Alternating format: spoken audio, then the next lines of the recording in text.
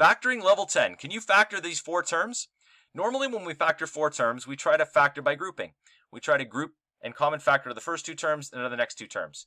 Out of the first two terms here, I could take a 3x, and I'd be left with 3x plus 8. But I can't common factor anything out of the next two terms, so that is simply not going to work. So what do I do instead? Well, instead what I want to do here is I want to look for something that could maybe make this a perfect square.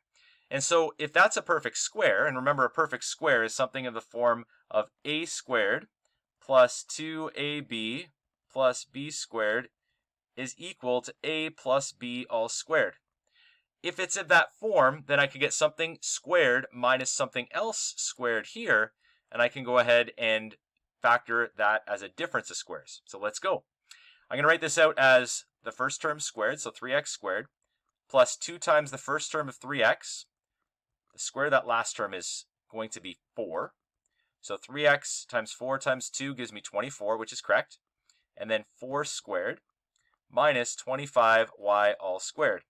So this is 3x plus 4 all squared minus 25y all squared. Well, that now becomes a squared minus a squared as I mentioned, and so that's actually going to be a difference of squares.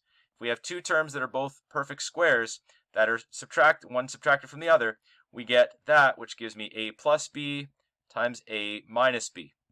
So we go ahead now and rewrite this out as 3x plus 4. I'm just going to go ahead and I'm going to show you what this looks like in terms of the b term first. So the 25y squared becomes 5y all squared, because the 5 squared is 25.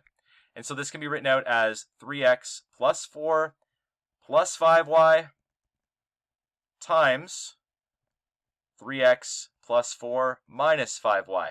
Now generally what we do for a final answer is we write it as x, y, and then the non-variable term, and so we can just rearrange that inside the brackets. 3x plus 5y plus 4, and 3x minus 5y plus 4. And that is your fully factored level 10.